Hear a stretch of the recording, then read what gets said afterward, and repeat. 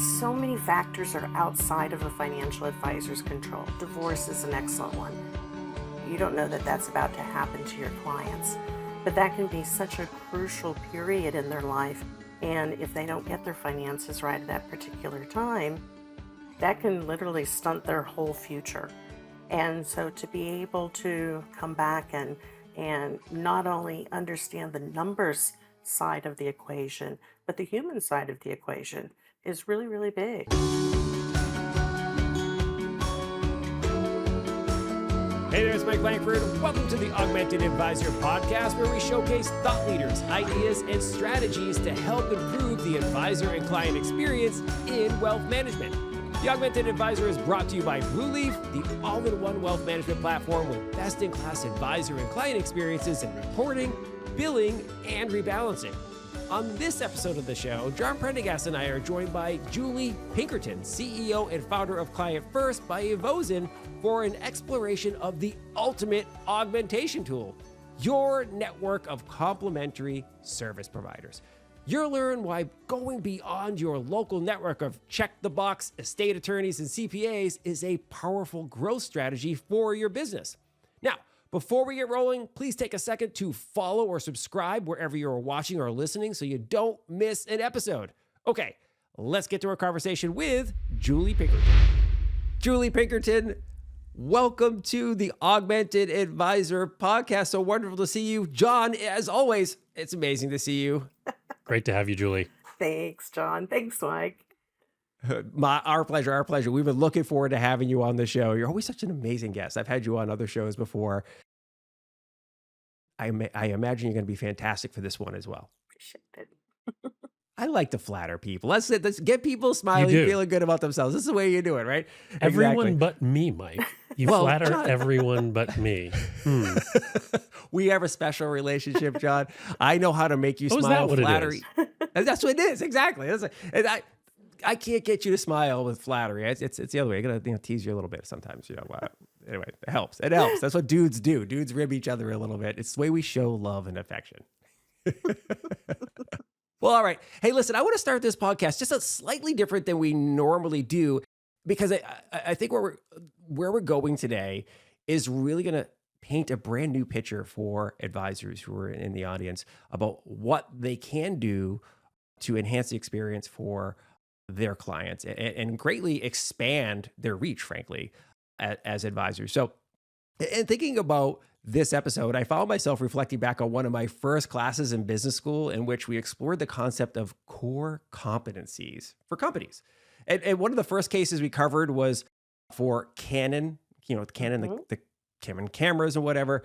And their management team, I want to say this is probably back in the 70s or 80s, had to come to this realization that, you know what, we're not a camera company. We're not just a company that designs cameras and lenses and so forth. We're actually an imaging company. Like we understand imaging. And so next thing you know, they're making photocopiers, printers, and all other types of high-end imaging-based machines. And it just dramatically changed their business. And when I think of today's financial advisors, especially in the context of today's episode, I wonder if we might start by exploring what the actual core competency of the financial advisory profession is. Because it's not just, wealth management, right? Exactly. It's interesting because I look at it from two different perspectives. One, I think that we have to be as inclusive as we possibly can in terms of all of the ways that you need to be managing somebody's money, not just, their investments, but how does all of that go together? But then I also take a look and say, Dan Sullivan in Strategic Coach was very big on talking about your unique ability. And that's something that you do so well that you don't even realize that not everybody else does it. And so I think that it's very important for financial advisors to not only look at, being more encompassing, but how can they figure out what parts do they do so well that they can bring in other people who do other parts with equal ability and really put forward a better experience for the client. It's interesting. I remember early on in my financial advisory career, one of the couples that was a client couple, one of the spouses looked at me and goes, "You're a marital compromise," he says to me, right? And I thought that was really funny, but what he meant was, he like, listen, we as a team, husband and wife, are different people with, on the same team. We want to accomplish things together, but we have different thoughts on it. Like, one of them was like Ivy League or bust for their kids. The other one was like, state school's fine. One of them was like, wanting to have a vacation house, and others have another one's like, no, I like travel. I don't necessarily want to go to so their goals as a team, while generally the same. We want our kids to go to college. We want to have vacation and travel and, those life experiences. Some of the details were different. So like when I started to think about myself as a financial advisor, it wasn't just about managing the numbers, right? It became helping people achieve their best life experience, right? And we talk a lot about experience on the show. So it's really, to me, it's like, that's kind of where I'm going. John, you see this all the time, right? Through your lens at Blue Leaf, that advisors are, they're more than just advisors. Well, yeah. I mean, if you think about it, you're advising on a big chunk of someone's life, and it isn't just wealth. Yeah. It's their, entire balance sheet. And we think of ourselves as holistic as advisors, but often it's a relatively limited view, because, there's only so many services we can as individual advisors provide, right? Mostly investment management, financial planning, and the like. But what about the needs of our clients around estate planning, or, banking, or insurance, or tax planning, or, life transitions like divorce? I mean, Julie, I think this is what you do is all about, right? Absolutely. It's interesting because so many factors are outside of a financial advisor's control. Divorce is an excellent one. You don't know that that's about to happen to your clients, but that can be such a crucial period in their life. And if they don't get their finances right at that particular time, that can literally stunt their whole future. And so to be able to come back and not only understand the numbers side of the equation, but the human side of the equation is really, really big. Absolutely. It's fascinating. John and I were talking, we had our prep call yesterday, just for the audience. And we always reference these prep calls because it's funny, like they bubble up the interesting ideas we want to talk about on the show. And one of the things that really stood out to John, and he made some notes, and we were taking notes back and forth, was like, he loved your personal story about how you came up with Client First and Evozen, the company.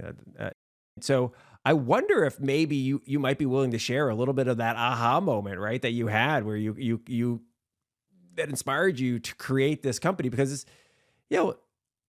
John, you're a fellow entrepreneur. You know this feeling, right? You're always thinking about like Sure. like what inspires you. So what led you to create Client First? And I guess that'll lead us to some more of the details of like how everything works and how it can help an advisor. Absolutely. There was a lot of things that went into it because in my last position, I was in the corporate world working with financial advisors from an insurance carrier. Had been with them for 20 years, and we were leading a whole new distribution. And so I had gone to a conference, a women's only conference for investment advisors. And I wanted to be able to really understand what were some of the biggest pain points currently. And I was in one of the breakout sessions, and this one was just an amazing session. These two women owned a firm that dealt strictly in philanthropy, and they were some of the best I have ever seen in the industry. I mean, I would hold them up to anybody. And they gave a very in-depth presentation about a plan that they had created for a client. And by the time we got to the end of it, there was time for only one question. And so a woman stood up and she said, you know, the everything is just, I mean, so good. Do you ever have anybody who doesn't implement one of your plans?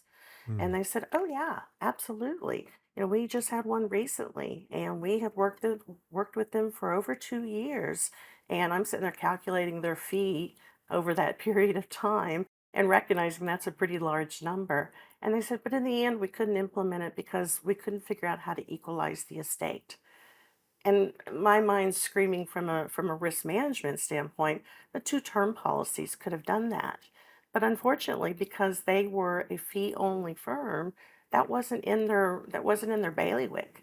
And so if Mm. they had had a team of outside advisors that they could have consulted with and said, "Hey, do you have some ideas on how we might be able to do that? To equalize these two estates." And perhaps an insurance professional would have said, "Absolutely, here's an easy, simple way to be able to do that." That client would have been better served because all of that work and all of that time invested would have come to fruition. Instead, it unfortunately did not. And that was when I started thinking, there's nothing out there like this that enables people to find each other all across the country to be able to do this kind of work. I love how you get to a conference and the people that they've highlighted on stage that are so dynamic and so impressive, and the key lessons, the failure, right? And I think often that's true for entrepreneurs, and I'm sure many financial advisors. There's some personal failure you observe that someone close to you. I know, Julie, you were talking about watching. I think it was your mother-in-law. Is that right? Yes. With a with an estate that was, you know, over $1 million, should have been fine, but wasn't, Hmm. and combined with these dynamic professionals that couldn't figure it out. I mean, that there's a real opportunity there, that you stumbled into. So I'm curious. So what do you do from there? How do you start to think about this and start to put it into action with Evozen and Client First? Absolutely. The advisor and any of the professionals that are involved in these are tax, insurance, legal, accounting. Anytime that they're looking at their clients' files, obviously, and preparing for an annual review, or if a client just happens to be coming in for a question that out of the blue, to be able to take a look and think proactively, what is this client going to need that we haven't even talked about yet, but that ties into obviously what they are asking for. Because sometimes what they're asking for is not really what they need, but it does give you a starting point. And then to be able to say, "Hey, is there somebody local?" Because historically, we have only thought about centers of influence on a geographical basis. Or is there someone, people are on the move? Is there someone in the town that they're in? Or here's a new one for a lot of people. Who's the best person in the entire country that could advise this client on this? Can I bring this person into the fold and really do a uniquely excellent job for this client? Mm. Well, and if I'm an advisor, I'm thinking, great question, Julie. How do I do that? I mean, how do I find that person? How do I vet them? Like Absolutely. mechanically, and and and how do I get comfortable to actually bring them into my client's life? And I feel like that's where you landed. Absolutely. It's interesting because one of the things that I would see out on some of the social media boards is, people were looking for somebody because there's just not an easy way out there to do so. And a good example was a California producer that was looking for an estate planning attorney in Silver Spring, Maryland. And one of the comments were, "Don't know anybody, and finally somebody came in and said, "My partner played golf with a guy last week. Pretty sure he was an estate planning attorney. And my partner said he's a good guy." So we have thumbs up geographically, and somebody can, say that he's not on the 10 most wanted list. And and unfortunately, that's really a lot of the times all the vetting that's really occurring. And what we're able to do with our platform is to not just find somebody geographically, that obviously can be a good way to start, but to be able to go in and I have a wonderful woman that I love to use as an example because one, she's just a really precious person. and she is so talented and so capable. But I, always say if you're looking for a financial planner in upstate New York who's an African American woman and has over 20 years experience with a CFP, and oh, by the way, she speaks Japanese. And it's great because it's nice that you can actually vet somebody on those levels of experience, those levels of search capability, because right there you've already gone so much further than most people do. And we also add another component. We actually add behavioral analytics. There's 10 different ways that DNA behavior out of Atlanta, Georgia has identified. They're in 130 countries with their products, so obviously they know what they're doing. And but they have 10 different styles on how we communicate about money. And this is something ingrained in us from a very, very young age. And a lot of times, Mike, you were talking earlier about a couple and how they've got different perspectives and views on the issues at hand. A lot of times the advisor has connected with one of the parties because they have a very similar behavioral style, but the other partner doesn't. And so there's a mismatch there. And that's why a lot of times the partner that connects the best ends up being sort of a mediator or a translator between the two parties. And depending upon how good they are and their relationship with their partner or spouse, sometimes those recommendations get implemented or they just languish on somebody's desk and that file is taking up a lot of mental energy for everybody. And so what this does is enables you to be able to go in and match on those styles. And if you've got someone who's the furthest apart that you could be, you may want to bring in a center of influence that either is closer to them so that they can get that camaraderie, or maybe becomes a bridge between the two of you and lets them act as the translator and takes that burden off of that spouse or partner. So you've got a lot of ways to be able to make connections that you couldn't in the past. It's funny, and this is why I opened the podcast the way that I did with talking about what is an advisor's core competency, because you hit at it when you were at that conference, right? The people on stage didn't realize what their core competency should have been, which is helping the clients navigate their financial lives, even if it means it's not within your bag of skills that you do. It's like, okay, but you are the point person for your client's financial life. They are going to have some needs that are outside of your expertise or outside of some other things. Like you mentioned the African American advisor who's in a different part of the country who also happens to speak Japanese, right? Well, you may find a client who's like, oh wow, this person is of a different ethnic background than me. Mm-hmm. I can't relate, but I do want to help them, and they seem to trust me a little bit. Let me bring in somebody else who can complement, right? Augment, as we talk about on this podcast a lot, augment the ability. And it's so funny that the next kind of section I have on my outline that I want to talk about was going above and beyond your neighborhood for your clients. And I think this kind of dovetails well into that topic, right? Most advisors, as you mentioned, have, or at least claim to have, a network of complementary providers that help them serve their clients to the fullest. However, there are several scenarios that we just started touching on that the average advisor's network is just not going to be enough. You touched on a little bit, but I wonder if we could dive in a little bit more. What are Sure. some of the likely scenarios where a client's needs may exceed the capabilities of the usual local network of estate attorneys and CPAs and such? Absolutely. An actual scenario is a woman out of California who moved to Tennessee sight unseen during COVID. Now, it was not just because of, some of the usual reasons people were moving during that period of time, but it also there was a divorce that was involved. And so again, talking about those uncontrollable events. But she moved sight unseen because she had overheard a couple of women at a country club talking very loudly about how beautiful and friendly it is in Middle Tennessee. And she uprooted her business and herself and took herself to Tennessee.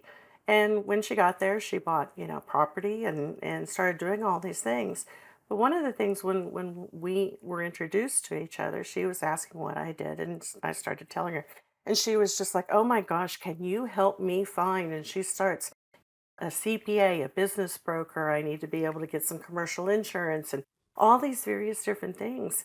And I asked her one question. I said, "Did you have a financial advisor in California?"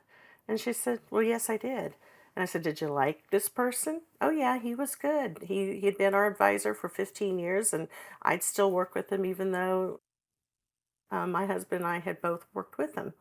And she said, "Not only would I have stayed with him, but I would have stayed with him the rest of my life." Because she said, "Right now, I'm just trying to find where to get my hair cut, where to get my groceries and my gas. I don't have time to be able to find all of these other advisors and know that they're quality." And that financial advisor literally had in that client over 50 million of AUM walk out the door. That's hard to replace easily. And all that person had to do was to make a call and say, "Hey, I understand that you're moving. I also heard that you've never been there before. I haven't either. But if I could vet new advisors for you for a lot of the things that you will need, will you stay with me?" And the answer would have been yes. So that advisor lost somebody for no other reason than not making that phone call and having the ability to have resources to be able to find those people. I think you get after a really important idea here, though, which is there's the there's the tactical moment where, boy, if I just reached out to that person and made a little extra effort, I would have kept them. But then there's the big strategic question, which is maybe I needed to rethink, sort of on the idea of the core competencies, but maybe I really needed to rethink what my service is and what I want it to be, right? How do I design the service experience? How do I create a whole experience? You know, did I even ask myself whether geography should be a boundary or not for me? And I may not know how to acquire people around the country, though that's getting easier, but servicing people around the country is trivial. I mean, it's kind of everybody's doing it now. Hmm. And creating a geographically dispersed network is thanks to you and what you're doing. Now that's easier. So I wonder if this is an area that most advisors should revisit, rethinking, what is my service? What am I trying to deliver, and start to think about service design and client experience design, and trying to be, I think a word that our last guest, Adam Holt, used a lot was intentional. Hmm. Being intentional about all the things we want our clients to experience, whether or not I personally deliver them or whether I just facilitate that delivery through a network. And it seems to me that now the tools exist, like ClientFirst, like Evozen, to really deliver on that bigger idea that makes my practice larger, more resilient, more valuable, if I care about that, likely grow faster. And along those lines, you know, I know that one of the things that you're facilitating obviously is how do I find somebody to service, but isn't there also an aspect of this where essentially it's a larger center of influence network for marketing and growth? Can you Mm. talk a little bit about that? Sure. The One of the fastest ways that you can upgrade your practice is to upgrade your centers of influence. Historically, again, because we've been bound geographically, you've lived in a large city and you would go and create a relationship with the local CPA or the local attorney, a local insurance agent, and those were the people that you worked with.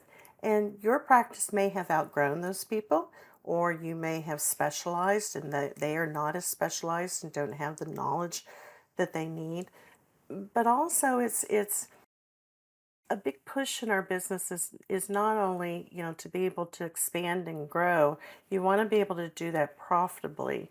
And a lot of times people do take on overhead and never get to the profitable line. And then they don't understand why they feel just as ragged and rushed as they can possibly be, and they're still not getting to the point that they want to be at.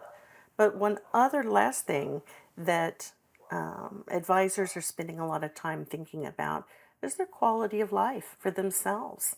So the thing is let's say that their dream would be to live, their summers in a cabin on a lake. With a good internet service, we can do that now. But the thing is that, in a tiny town, you may only have one or two choices, and Yeah. one may be the town drunk, and the other one may be on the top 10 list. I don't Yeah. know. Right. But now you don't have to worry about that because you can go through and literally work with, either maintain your contacts in where you were from or where you spend the other part of your year at, or be able to, like I say, be able to actually go out and find the very best person for that particular client. And when you can set yourself apart that way, where it's not just, hey, I've gone out and found a very specific person for this scenario that we have at hand to make sure you're getting the very best advice, that's gold to a client. I mean, they feel seen, they feel heard, and they really feel like that the advisor's looking out for them uniquely, not just their usual, so to speak. I think it's a really interesting observation you just made there. And I think it's really common for advisors to think about this way, which is the connection between service design and lifestyle design, right? And it's this idea that those things are linked, right? If I want to live a little differently, I may need to change my practice a little bit. But the boundaries of what's possible have expanded dramatically over the last 4 or 5 years. Certainly with the pandemic, everything's kind of changed. So it's another good reason why advisors might want to revisit this idea of service design. It's not just the experience you're delivering your client, but it's the experience you have as the leader of your firm. And I think there's a lot of power in that. So yeah, that really fascinating connection there. And I'm sure a lot of our advisors will be thinking a lot about how do I want to live differently and what do I need to change about my service. What's interesting? We had a guest earlier on the podcast, Derek Notman there, right? He had a solution called Connector. And his was more from the how can an advisor operate their business more, they called it virtual advisor or whatever, like basically operating from the beach, the dream of like, hey, hanging out in San Diego, surfing and so forth, and presenting your company as a bigger business, using technology solutions primarily. But this is another way, right? Expanding your network. And one of the things that really popped in my mind as you both were going back and forth there was being proactive about these scenarios, right? The woman who moved from California to Middle Tennessee and $50 million of AUM walked out the door. You're right. The advisor should have had a phone call with her as she was getting ready to move, but maybe even before the divorce and before the move, like, hey, you may not have the need for these services right now, but one of the things we do in our business here for our clients, we make sure that we have a national network of complementary providers. We're looking for the best always to service our clients. If you ever move, if you ever go through a divorce, we hope you don't, right? Like, you can actually list like the life events, just as we do when advisors are familiar with life events, right? Because we call them money in motion events, right? Like, oh, guess what? Money in motion is, changing jobs, selling a business, getting divorced, getting married, having a child, all money in motion, awesome events for us. Well, guess what? The same is true for like money might be moving out. So be proactive and talk about this stuff, right? It's really helpful. It is. And it also, it makes clients also think about, oh, you really ought to work with my children. They live in XYZ states, but they can see that that's possible to be able to have that continuity. And it just opens up a lot of people's eyes when they stop being bound geographically. Really simple. The platform is super duper simple to be able to go through and put in the factors that you need and be able to find these people. And everybody there knows the elephant is out of the room. They know that they're there to be able to do business. So introverts feel very comfortable there because a lot of times they're not using centers of influence because they don't want to sell themselves. And so, that elephant's out of the room and it makes it very easy for all personality types to be able to work together. The other thing that this discussion really brings home for me is this issue of client engagement and how designing these much more holistic services connects to engaging your clients more and in a deeper and more meaningful way. And these days, we're actually in an engagement economy. It's actually how people judge the value of the services that they consume is how well engaged am I? Whether it's a service like Netflix or Facebook and sort of, that frequency of engagement or other services, how connected am I to this? And it seems to me that if you're an advisor and can deliver all of these holistic services, and then Mhm. also think about how to engage people on this idea that you were talking about, Mike, where, hey, we have these other services for these different life events and reminding people we've got your back when you do this or that or the other thing that happens. That seems like both a win in terms of upping your level of engagement with clients and being much more relevant in today's engagement economy, but it is also a way to grow your business. It's really the present and future of wealth management to me is designing these services in such a way that they engage in a much broader way than we've ever really conceived of before. Yes, thank you. To build on what you're saying there, John, it is such a smart way to think about this because we don't think about it that often. It's like, I think, and this is not to like say advisors aren't doing a great job, but I think most advisors spend relatively little time imagining what it's like to be on the other side of the table, right? Or on the other side of the screen and going, okay, if I were a client, if I were a person who had $50 million and was moving to a different state and had recently been divorced, what might I want that experience to feel like, right? What is Mhm. that? I've told the story a bunch of times. I've told it to you, Julie, and I think I've told it on this podcast, John, of the young advisor who built her whole practice on serving widows, right? And it is pretty fascinating. So she got to know widows as her niche, but then she spent the whole time building her business specifically to serve their needs and to build a network that is designed to be able to help the widows and in their time of need. Now that's a very specific niche, but you could do that more broadly, right? With your clients. What are they likely thinking about when they walk in the door, right? Or fire up Zoom, however you're communicating with your clients.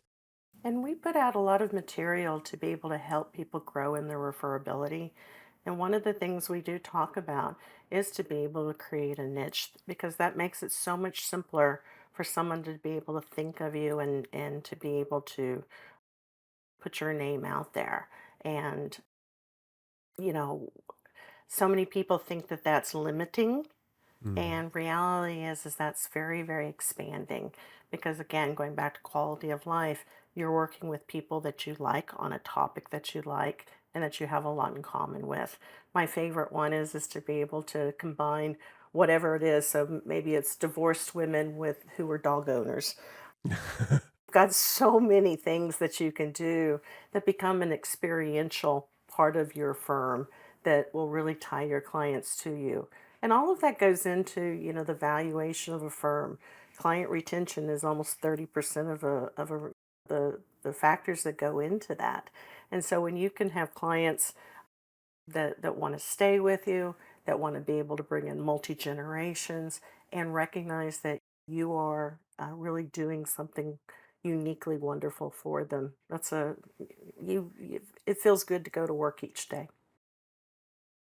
That's an interesting point you made about getting fun with a niche, right? Get Hmm. a specific because kind of the whole crux of, or one of the cruxes of Client First is expanding beyond your local network. Well, Hmm. you may think because you live in a relatively small town that niching is really difficult, right? Because historically, you've built your business locally. People come into the office, you go out to the local chamber of commerce meeting or whatever in order to meet clients and build your business.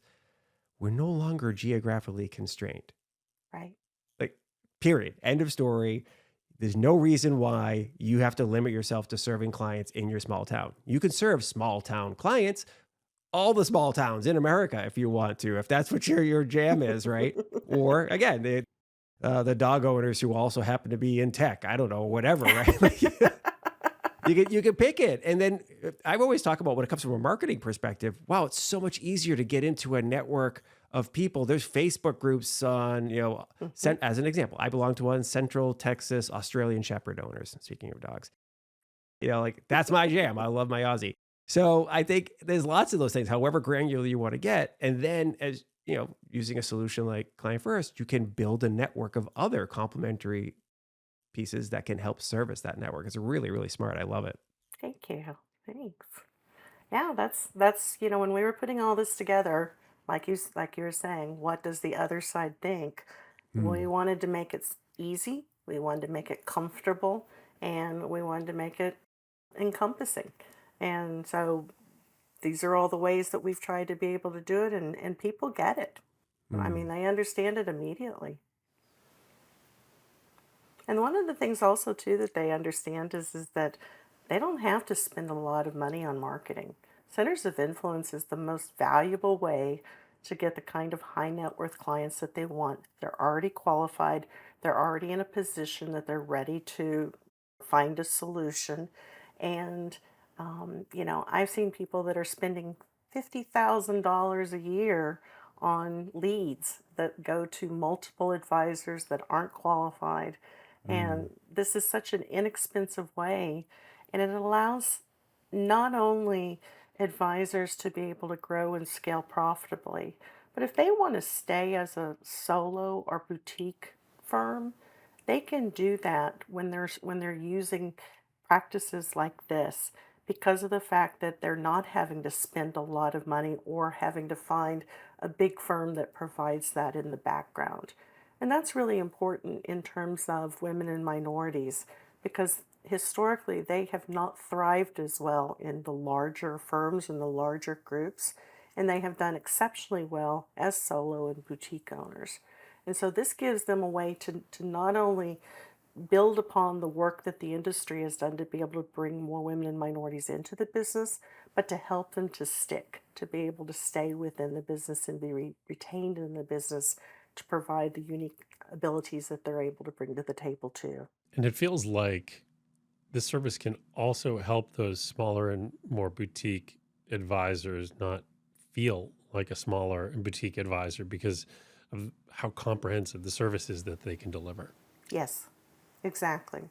And it's nice because they don't have to try to keep up with a tremendous number of people. They can create a very, carefully cultivated group of centers of influence and feel like that they have that larger team right at their hands, but not have to, again, not have to deal with the overhead of additional office space and all of the things that go with that. When you bring a niche down and within a solo practice, you can do some amazing things on a very low budget. It's what you were saying, right? That the effectiveness of having influencers Hmm. in certain areas for your marketing. So you talk to a lot of advisors, and when you ask them about how they bring on clients, they'll almost all tell you, well, like a lot of our business comes from referrals. Oh, Hmm. I get all our new clients from referrals. And you ask them how many referrals they get. It's, they're not adding dozens and dozens of new clients every year. It's onesie twosies.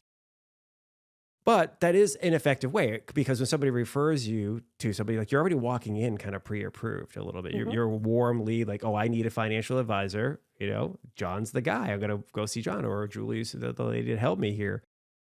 But if you have a relatively specific niche and you have a good network that might be national in nature, Hmm. now when somebody comes across the person who owns real estate, as an example, oh, I own a bunch of storage container farms, whatever the heck they call those buildings. Yeah. All you hoarders put your stuff in storage containers. Anyway, like if they have but you can get pretty specific. People who own real estate, right? Well, I know the advisor to work with you, right? He or she specializes in working with people who own real estate, as their primary business or whatever. Instead of just saying, "Well, I work with high net worth clients." Well, that's not a niche. That is a qualification for working with me. That's a, you have X amount of dollars. That's our benchmark for getting in the door. That's not a niche though, because people don't walk around with a sign that says, "I have $50 million. Who can help me?" Financial advisor, right? Absolutely. A niche is something you can advertise. I work with Right. rich folks is not something you're going to advertise. Exactly. Right. But go to most financial advisors' websites and you will be surprised at how many of them basically say, we work with affluent or high net worth clients or whatever. Like that it's a very generalized, generic, like this could fit you if you have money discussion. And it's like, no, no, no. Like let's get into it. We work with clients who have who like dogs, or I don't know, you like do your thing. But like we're very specific about it. So, but I love the notion that if you empower your network of influencers who are, again, not competing with you, or maybe they are competing with you, but they're in a different part of the country. So they might send you business because they need somebody there, whatever. But really, really interesting. I love it. Well, thank you. And it also goes back into the multi-generational, because a high net worth generation at the parent level and the children of those have very different needs. And Mm, so, the children may be in a scenario where they don't have enough assets to make them attractive to the financial advisor who's being paid under an AUM compensation model. But they might do well with someone who does things on a hourly or a flat fee yeah. type of situation. And you don't want to create too much complexity within your firm by trying to be, again, all things to all people. So you may be able to not only, even if you're a financial advisor, connect with another financial advisor that can take care of that child's level and be able to maintain the entire relationship. And obviously everybody works out, who's got responsibility and ownership for those clients.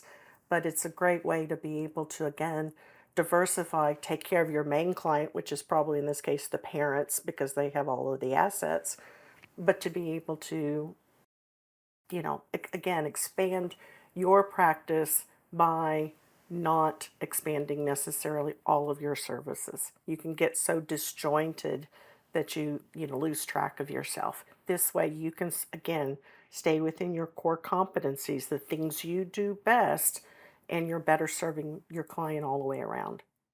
I want to switch gears a little bit because I can imagine some advisors are nodding along and going, "Yeah, this is great. Actually, I should be, expanding my network. I should be thinking about serving my clients who have recently, relocated or whatever, whether it's for retirement or they decided to do it, during the last couple of years, just for different lifestyle reasons." But I can imagine like one of the things that's rattling in their head is like, how do I make sure these are good people, right? And this really came to the forefront in a conversation John and I had with Knut Rostad, the president of the Institute for Fiduciary Standard, at last fall's RIA summit up in Boston. These were some live episodes we banged out right there on the show floor. And, got us thinking about the fiduciary duty to always do what is best for your clients. Now, the general, lens for that is, how you charge your fees and the types of assets you manage for your client and you recommend for your client. But I think it feels like it should expand to the types of people you refer to your clients, right? The providers, like you should be thinking about that through a fiduciary lens. So how do you and your team think about the quality of the experience for clients who maybe they're in this community, right? So they're getting referred to, right? Like, as the end client going to be getting a great experience, I guess, and if one that you kind of fits in that neighborhood of fiduciary. I know I bumbled that, Absolutely. but you get what I'm saying. Yeah, totally. Totally. A lot of it does depend upon the compliance requirements of the firms that they're working under. Some firms will require, no matter what, that you refer three names and go forward Mm, from that. But I think that a lot of those requirements came from the fact that they weren't vetting people very easily. They just didn't have a way to do so um, easily. And so mm, now, when you can sit there and show that, hey, this person has the qualities that this client desires. This was the best, choice of all of the people that I am aware of. Then I think that you can go with one and maybe have a backup. But when you can Mhm. talk about that you've matched them in terms of their money communication styles, you've matched them in terms of, if people do have a desire for gender or for racial background or any of the diversity factors that, they may feel a need for. They can match them on their language. Do they, have a first language that's something besides English? All of these different ways that you can document and demonstrate that you have vetted somebody that is best for them. At this time, we aren't able to vet as much as we would like to. We're going to be offering in the future a service where we've vetted them all the way from, their backgrounds, criminal history, things like that. Right now, we are relying upon publicly available information such as their U4s, the insurance board's complaints and things like that, Better Business Bureau. But this gives people an opportunity to go much further than they have ever done so in the past. The SEC for an RIA actually requires that you do vet your vendors. But like I said, in the past, it literally is, can I find someone in the right geographical area that somebody at least has some idea whether or not they're on the 10 most wanted list or not? And that's really all that's occurred. And that's why I think that's why they have always said farm out three people because you just don't know. Now there is That's no what. vetting that's out there that can absolutely say without a doubt that this person's going to be the very best person, or it's not going to have some issue that nobody knows about yet.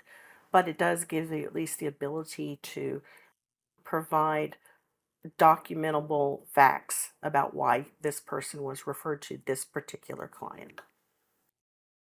Well, John, it goes back to that conversation we had with Laura Gregg about, putting the onus on the advisor. And we had a fun discussion about that, and you had your mini rant about it, but it was fine.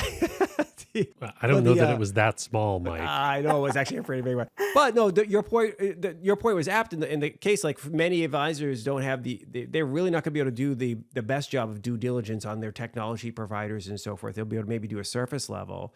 But in this case, John, right? Like an advisor can do legitimate, due diligence on the people that they're recommending to their clients. And I think that's really awesome.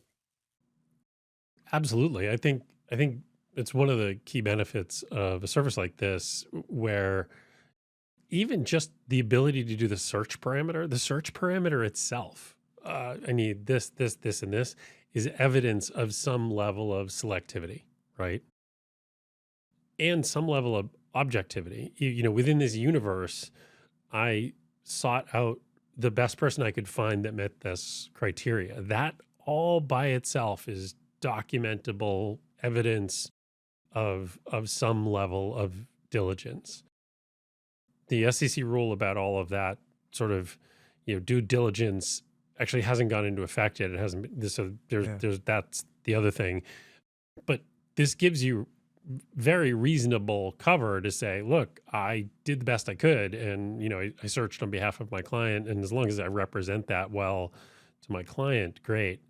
And it sounds like, Julie, your service is starting to go more toward a kind of curated version of an Angie's List approach, where Hmm. you've got almost Yeah. reviews and such. And I think that would be a really great addition.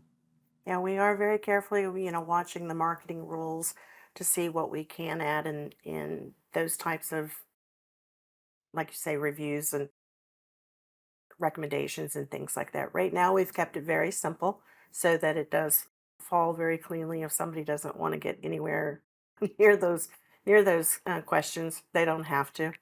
Hmm.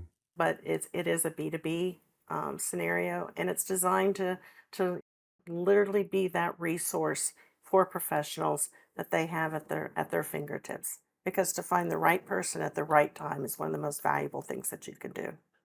Perfect. This has been a fantastic conversation, Julie. Really Thank you. grateful for you coming on the show. We'll link up the website and other stuff. So clientfirst-evozen.com. That'll be linked up on the show notes. Where else can people find you? Where are you hanging out these days? If people want to connect with you and learn a little bit more. Absolutely. You can find me on LinkedIn for sure, and I post regularly. So hopefully, people will not only follow me personally, but also follow the company. It's under Evozen LLC, and that's, yeah, I hang out in Nashville, Tennessee, and split Love my it. time between Nashville and Northwest Arkansas. So if y'all are up for some country music, look up Julie and she'll hook you up. There you go. Absolutely. You Sounds got great. it. Well, all right. Thank you very much. All right. See you guys. Bye bye. Great talking to you. Same here. Thank you very much for listening to and or watching this episode of the Augmented Advisor podcast. It was fantastic to have you with us. I hope you enjoyed this conversation as much as we did. Huge thanks to Julie Pinkerton for joining us as well. I found the real world examples she used to illustrate the power of leveraging a vetted nationwide network of complementary partners to be incredibly helpful. I expect you did as well. Now, as I mentioned at the top of the show, please take a moment to subscribe to the podcast on your favorite podcast platform and do us a favor as well. Make sure you like or subscribe to the YouTube channel for Blue Leaf. We're sharing all these episodes and other clips on YouTube, and YouTube is really taking off as a channel for us. So we'd love to have you there with us. And by the way, let your community know about it as well. If you like the show, chances are they will too. Okay, that's it for today. Please make sure you're staying safe and be nice to each other. We'll see you next time on the Augmented Advisor podcast. See ya. Bye.